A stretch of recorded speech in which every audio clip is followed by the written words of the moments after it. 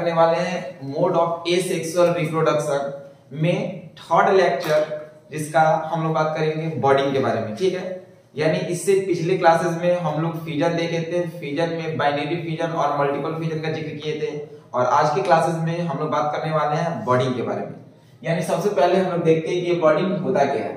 तो बॉडिंग की जो मोड ऑफ एसेक्सुअल रिप्रोडक्शन, यानी बॉडिंग जो है वो किसका मोड है? एसेक्सुअल रिप्रोडक्शन का मोड है, जिसमें जो भी नया इंडिविजुअल ग्रोथ होता है वो बॉडी के आउटग्रोथ पार्ट से, यानी बॉडी में जैसे बाजू का निकलना, ये आउटग्रोथ पार्ट से डेवलप होना है।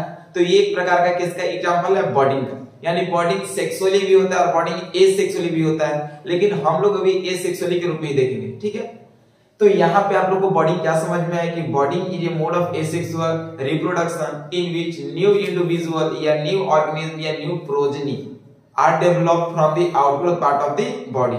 ठीक है, अब हम लोग यहाँ पे जैसे देखते हैं कि ये हम लोग का एग्जांपल है हाइड्रा का। ये हम लोग एक एग्जांपल ले रहे हैं किसका? हाइड्रा का।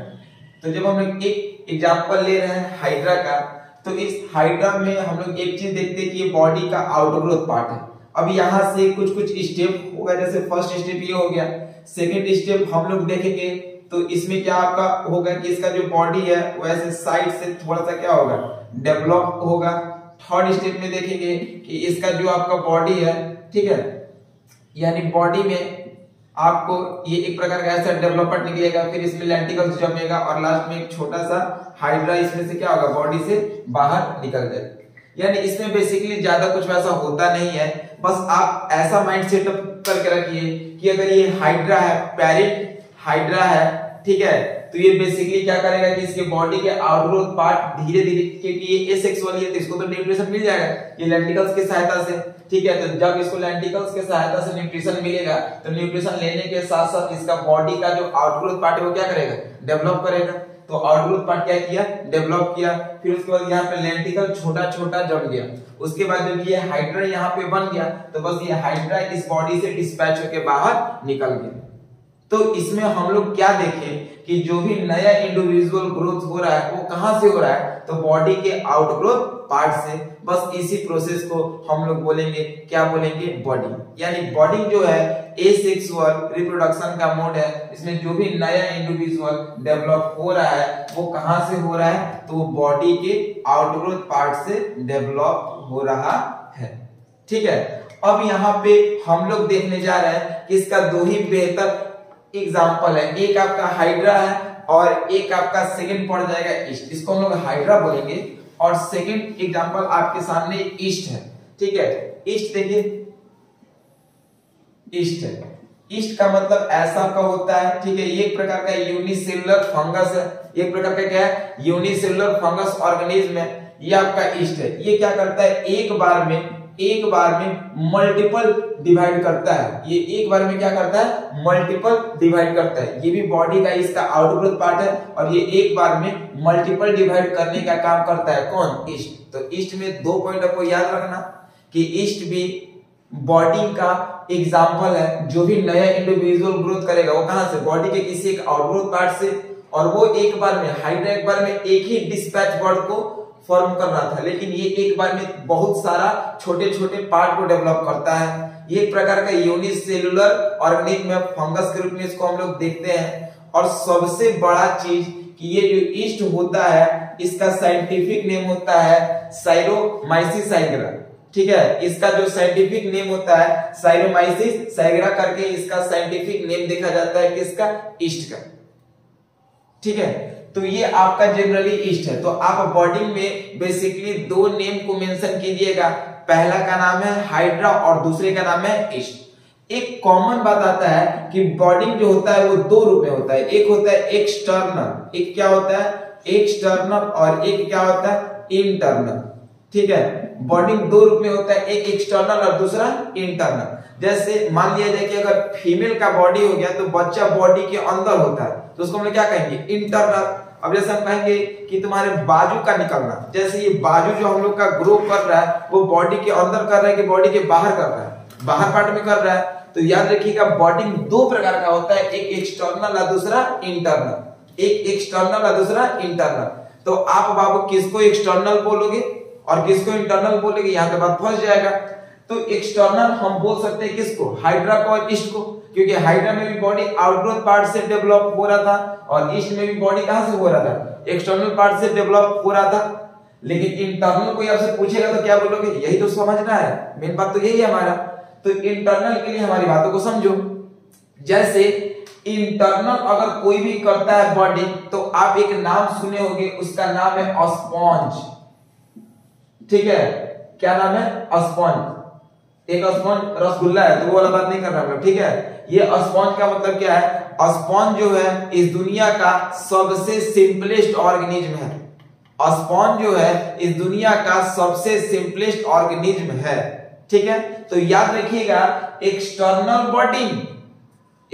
बॉडी प्लांट में होता है, बेसिकली प्लांट में, और ये जो होता है इंटरनल बॉडी, ठीक है, वो बेसिकली किस में होता है, एनिमल के रूप में देखा जाता है। और सबसे सिंपलेस्ट एनिमल का नाम आप लोग को हम क्या बताया बाबू, स्पॉन्ज।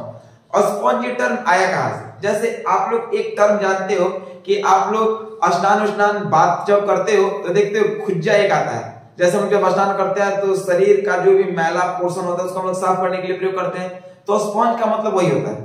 खुज्जा टाइप का जो होता है ना, उसके अंदर देखते हैं बहुत छोटा छोटा ऐसा ऐसा छिद्र होता है, ठीक है। तो स्पॉन्ज का मतलब वही होता है। लेकिन वो जो स्पॉन्ज है वो आर्टिफिशियल है, वो जो स्पॉन्ज है वो कैसा है, आर्टिफिशियल है। वो किसी मनुष्य के द्वारा बनाया गया है, प्लास्टिक से नहीं मिलके बनाया वो, तो वो सब आपका प्लास्टिक के रूप में होता है, मतलब वो सब आर्टिफिशियल होता है, मनुष्य के द्वारा बनाया जाता है। लेकिन हम जो स्पॉन्ज का बात कर रहे हैं वो एनिमल के द्वारा बनाया गया है। मतलब ये जो है स्पॉन्ज बताया ना कि सबसे सिंपलेस्ट यूनिसेलुलर या फिर सबसे सिंपलेस्ट ऑर्गेनिज्म है। और ये जो स्पॉन्ज के बारे में हम लोग बात करने जा रहे हैं, वो स्पॉन्ज क्या है, कैसे बनता है। तो पहले के समय में, मतलब कुछ डिकेड्स पहले ही चल जाओ, तो पहले के समय में लोग क्या करते थे ना कि स्पॉन्ज को, जैसे जो भी एनिमल हो गया ना, सिंपलेस्ट एनिमल, उसके डेड पोर्शन को, जैसे ये हमारा बॉडी हो गया, इसका जो डेड पार्ट है उसके डेड पार्ट से बनाते थे क्या, स्पॉन्ज को। यानी पहले के समय में जो स्पॉन्ज बनता था वो किसी भी बॉडी, किसी भी लिविंग ऑर्गेनिज्म के डेड पार्ट से, किसी भी लिविंग ऑर्गेनिज्म के डेड स्किन से या डेड पार्ट से क्या मिलकर बनाया जाता था, स्पॉन्ज। यानी स्पॉन्ज जो है पहले के समय में किसी भी ऑर्गेनिज्म के डेड पार्ट से मिलकर बनाया जाता था, पहली बात। दूसरी इसकी सबसे इंपॉर्टेंट बात है कि जो भी स्पॉन्ज होता है, ठीक है, वो आपका ग्रुप ऑफ सेल से मिलकर बनता है, लेकिन यहाँ पे टिश्यू का फॉर्मेशन नहीं होता है, ठीक है। क्योंकि जैसे टिश्यू का मतलब क्या कि 1 2 3 4 5 6 7 8 9 10 ये सेल मिलके बन गया, तो सेल के बीच एकदम बन गया कि अब इसमें से वो सेल 1 2 से निकलेगा नहीं, तभी ना group of cell is called tissue. लेकिन यहाँ पे आप अगर ऐसे मार दोगे ना तो पूरा ढह जाएगा, यानी पूरा जो है सेल क्या हो जाएगा, एक एक बाहर निकल जाएगा। तो बस ये क्या किया है कि सारे सेल को एकजुट किया है, लेकिन टिश्यू का फॉर्मेशन नहीं किया। मान लो कि सिंपली स्पॉन्ज है, स्पॉन्ज का मतलब क्या बताया ना कि जो भी ऑर्गेनिज्म में उसके डेड पार्ट से बनता है, तो ये स्पॉन्ज बन गया। आप इसको मारे तो ये पूरा फैल जाएगा, ऐसे निकल जाएगा, मतलब सेल है लेकिन सेल मिला के टिश्यू नहीं बनाएगा। टिश्यू बनाता तो वो पार्ट को मारते तो कुछ पार्ट ऐसे टूटता, कुछ पार्ट ऐसे टूटता, लेकिन ये सारा पार्ट ऐसे क्या होता है, बिखर जाता है। मतलब इसमें सेल मिलता है लेकिन टिश्यू का फॉर्मेशन नहीं होता। बेसिकली ये रहता कहां पे है, तो ये सी वाटर में रहता है। सी वाटर का मतलब क्या समझोगे, तो आप सी वाटर का मतलब समझने की जहां पे गंदगी हो थोड़ा बहुत, ठीक है, ये साफ पानी में स्पॉन्ज आपको दिखाई नहीं देगा, पहला बात ये। दूसरा चीज कि स्पॉन्ज की बॉडी पे पूरा पूरा होल एंड सोल क्या होता है, होल होता है।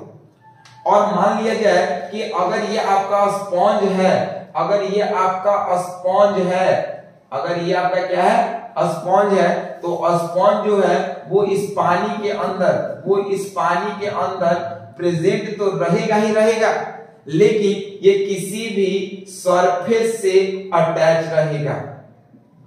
ये स्पॉन्ज जो है पानी के अंदर रहेगा ही रहेगा, लेकिन किसी सरफेस से क्या रहेगा, अटैच रहेगा। और हमने एक बात बोल रखा था बाबू आपको, क्या कि हम जब इसको मारेंगे तो ये सारा क्या हो जाएगा, बिखर जाएगा। टिश्यू नहीं है कि एक ऐसा ऐसा पार्ट को बना देगा, इसका सारा सेल जो है वो क्या हो जाएगा, बाहर निकल जाएगा। अब मान लिया जाए कि हम लोग इसको कहीं बीच से काटते हैं, तो बीच से जब हम इसको काटते हैं तो ये ऐसा पार्ट बन जाएगा ना, बीच से इसको जब हम काटेंगे तो ये तो पूरा इस प्रकार से है ना, तो बीच से ऐसे काटेंगे तो कुछ ऐसा पार्ट बाहर निकल जाएगा। और जब ऐसा पार्ट इसमें का बाहर निकल जाएगा तो बाहर निकलने के साथ साथ हम लोग यहाँ पे एक काम कर देंगे कि इसमें एक पहले से ही बॉडी डेवलप हो जाएगा। इसमें जैसे ये पार्ट हम लोग काटेंगे तो इसमें क्या डेवलप हो जाएगा, एक बॉड डेवलप हो जाएगा और इस बॉड का नाम है जेम्यूल। इस बॉड का क्या नाम है, जेम्यूल नाम है। अब इसके अंदर छोटा छोटा सेल डेवलप होगा, इसको हम लोग बोलेंगे आर्केनोसाइट्स। आर्केनोसाइट्स, इसको हम लोग क्या बोलेंगे, आर्केनियोसाइट्स बोलते हैं। ठीक है, कब, जब इसमें छोटा छोटा सेल डेवलप होगा तब। अच्छा, अब ये वाला पार्ट बताइए कहां डेवलप हो रहा है, बॉडी के एक्सटर्नल में कि बॉडी के इंटरनल में?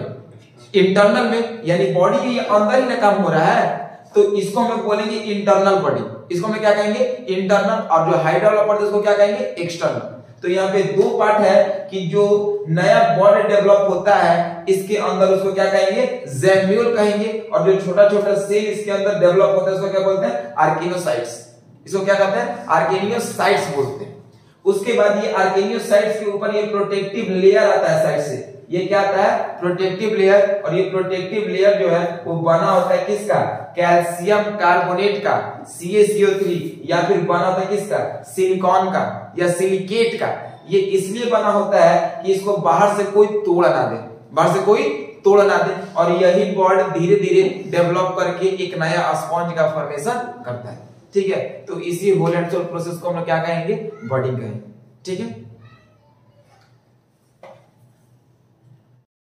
तो अगला लेक्चर हम लोग बात करते हैं फ्रेगमेंटेशन एंड रीजनरेशन के बारे में। बेसिकली ये दोनों एक ही है, लेकिन हल्का सा जो डिफरेंसेस है उसके बारे में हम लोग देखते हैं।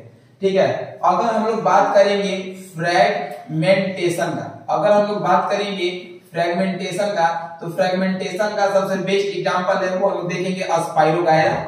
ठीक है, अगला हम लोग बात करेंगे अगर रीजनरेशन का, रीजेनरेशन का, तो रीजनरेशन का जो सबसे बेस्ट एग्जांपल है वो क्या हो जाएगा, प्लानेरिया। ठीक है, वो क्या हो जाएगा, प्लानेरिया। दोनों में बेसिकली डिफरेंसेस क्या है, पहले दोनों में कॉमन बात देख लो। फ्रेगमेंटेशन और regeneration is a mode of asexual reproduction. ये भी एसेक्सुअल रिप्रोडक्शन का मोड है, जबकि ये भी एसेक्सुअल रिप्रोडक्शन का मोड है। इसमें भी जो बॉडी डिवाइड होता है वो दो से अधिक नए इंडिविजुअल का फॉर्मेशन करता है, और इसमें भी जो बॉडी डिवाइड होता है वो दो से अधिक नए इंडिविजुअल का फॉर्म करता है। लेकिन अंतर क्या है कि ये जो स्पाइरोगायरा होता है, ये स्पाइरोगायरा का स्ट्रक्चर ऐसा होता है। स्पाइरोगायरा का जो स्ट्रक्चर है वो आपको देखने को ऐसा मिलेगा। ठीक है, अब इसके अंदर बीच में न्यूक्लियोप्लाज्म या साइटोप्लाज्मिक का स्ट्रक्चर आपका मूव करता है। ठीक है, ये ऐसा इसका स्ट्रक्चर देखने को मिलता है।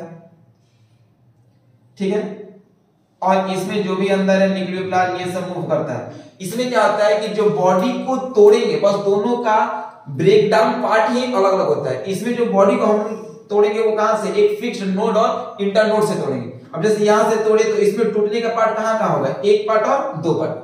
तो ये दो पार्ट जब टूटा तो ये एक नया इंडिविजुअल बनाएगा, फिर दूसरा नया इंडिविजुअल, और फिर तीसरा नया इंडिविजुअल, फिर ये ग्रो करेगा, और इसमें जहां पे नोड होगा फिर वहां से वो टूटेगा। तो ये कहानी हम लोग देखेंगे किसमें, फ्रेगमेंटेशन में। यानी बेसिकली फ्रेगमेंटेशन में हम लोग क्या देख रहे हैं कि जो स्पाइरोगायरा है और जहां पे नोड है, डंठल है, जैसे आप ईख देखे हो ना, तो ईख को ऐसे तोड़ेगे तो नहीं टूटेगा, लेकिन जहां पे डंठल है वहां से तोड़ोगे तो क्या हो जाएगा, टूट जाएगा। तो नोड और इंटर नोड से तोड़ेंगे, और तोड़ने के साथ साथ वो नया इंडिविजुअल का फॉर्मेशन करेगा, फिर ये बॉडी ग्रो करेगा, फिर जहां पे इंटर नोड होगा वहां से तोड़ेंगे तो नया इंडिविजुअल का फॉर्मेशन होगा। तो ये है फ्रेगमेंटेशन। यानी fragmentation is a mode of asexual reproduction in which new individuals are produced from their node or internodes part. This process is called fragmentation. अगला बात करते हैं रीजनरेशन, जिसका बेहतर एग्जांपल है प्लानेरिया। तो प्लानेरिया कुछ इस प्रकार से होता है। ठीक है, तो प्लानेरिया में क्या होता है कि जो भी बॉडी को हम लोग तोड़ते हैं उसका कोई फिक्स्ड पार्ट डिफाइंड नहीं होता है। ठीक है, और ये हॉरिजॉन्टली ऐसे ऐसे ऐसे हम लोग इसको तोड़ देंगे। ठीक है, तो इसका जो हर टूटा हुआ पार्ट है वो नया इंडिविजुअल का फॉर्म करेगा। जैसे ये टूटा हुआ पार्ट ये बन गया, ये टूटा हुआ पार्ट ये बन गया, ये टूटा हुआ पार्ट ये बन गया, फिर ये पार्ट बन गया, फिर ये बन गया, फिर आपका ये बन गया, फिर ये बन गया। तो ये जितना टूटा हुआ पार्ट है ना, वो सारा टूटा हुआ पार्ट आपका क्या बनेगा, एक नया प्लानेरिया का फॉर्मेशन करेगा। तो regeneration is a mode of asexual reproduction in which new individual are produced from their cutting parts।